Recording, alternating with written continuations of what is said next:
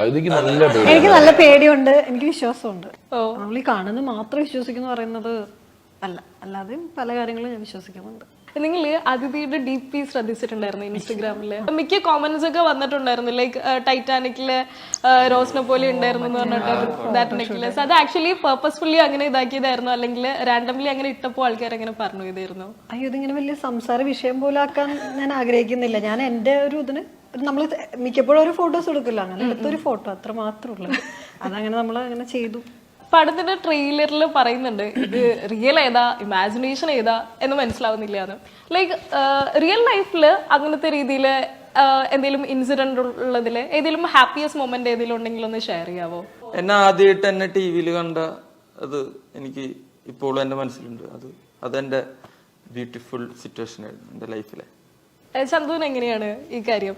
Career specific ആണെങ്കിൽ ഇപ്പോൾ for example എനിക്ക് എൻ്റെ കരിയർ തുടങ്ങി വളരെ റീസെന്റ് ആയിട്ട് തുടങ്ങിയ സൂൺ എനിക്ക് ലാലേട്ടനോട് വർക്ക് ചെയ്യാൻ പറ്റി.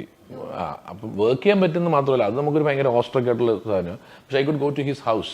I am just taking an example. ചെറിയ അവിടെ പുള്ളിക്കാരൻ്റെ വീട്ടിൽ നമ്മൾ പോവുക, ഇത്രയും നാൾ നമ്മൾ ആരാധനയോടെ കണ്ടിരുന്ന എവിടെയോ ഫാർഫെച്ച്ഡ് ആയിട്ടുള്ളൊരു കോൺസെപ്റ്റ് ആണല്ലോ മോഹൻലാൽ മമ്മൂക്ക എന്നൊക്കെ പറയാം. അപ്പോൾ അവിടെ പോയി പുള്ളിയുടെ വീട്ടിൽ പോയി അദ്ദേഹത്തിന് കൂട്ടുന്ന കഴിക്കുന്നു, കുറച്ച് മുന്നേ പുള്ളിക്ക് ഒരു ഉമ്മ കൊടുക്കുന്നു. ദാറ്റ്സ് മൊമെന്റ് he said നമുക്ക് അതേ റിയൽ ആണെന്ന്. പക്ഷെ അത്രയും ഫാസ്റ്റ് ആയിട്ട് നമുക്ക് അദ്ദേഹത്തിന്റെ അടുത്ത് എത്തുക, അങ്ങനത്തെ ഒരു പ്രോക്സിമിറ്റി നിൽക്കാൻ പറ്റുന്ന, ജസ്റ്റ് ഗിവിംഗ് എൻ എക്സാമ്പിൾ. അപ്പൊ ഒരു വണ്ടർസ്ട്രക്ക് ആയിരുന്നു. ഓസ്ട്രക് ഭയങ്കര റിയാലിറ്റി ആയിട്ട് നമുക്കൊരു ഇത് വരില്ല, കൺഫ്യൂഷൻ ആവില്ല. നമ്മുടെ ഡ്രീംസ് ആയിട്ട് കണ്ടിട്ടുള്ള പല കാര്യങ്ങളും എന്റെ റിയൽ ലൈഫിൽ നടന്നിട്ടുണ്ട്. നമ്മളിപ്പോ ഇരുന്നൊരു ഫേസ് ചെയ്ത് ഭാവനയുടെ കൂടെ നമ്മൾ ഇതിയുടെ കൂടെ നമ്മളൊക്കെ ഇരിക്കുന്നില്ലേ. സ്കൂളിലൊക്കെ പഠിക്കുമ്പോൾ ഞാൻ എന്റെ ഫ്രണ്ട്സിനെ വിളിച്ചിട്ട് ഇന്റർവ്യൂ ആക്കിയിട്ട് ഞാൻ സിനിമ നടനായിട്ട് കാലുമകാലായിട്ട് അഭിനയിച്ചിട്ടുണ്ട്.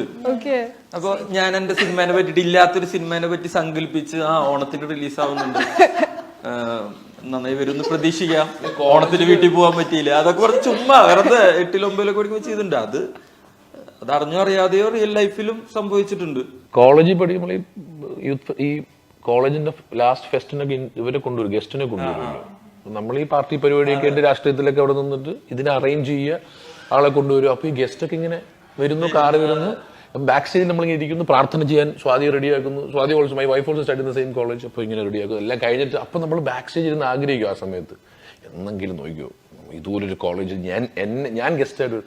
പിന്നെ നമ്മൾ സിനിമ വന്നതിന് ശേഷം വീണ്ടും so many colleges we got use to that. പക്ഷെ ആദ്യത്തെ ഒരു പരിപാടി പഠിച്ച കോളേജിൽ സ്കൂളിലൊക്കെ ഇങ്ങനെ പോകുമ്പോൾ നമ്മളത് എങ്ങനെയായിരുന്നു? അല്ല, ഇപ്പൊ ഈ പറഞ്ഞത് ഞാനിപ്പോ റിയൽ ചെയ്തു. ഇപ്പൊ ഹണ്ടിനെ വെച്ച് പറയുകയാണെങ്കിൽ ഈ പടത്തിന്റെ പ്രൊമോഷനായിട്ട് ഞങ്ങൾ ആദ്യം തുടങ്ങിയത് എന്റെ കോളേജിൽ നിന്നാണ്. അപ്പൊ അതെനിക്ക് ശരിക്കും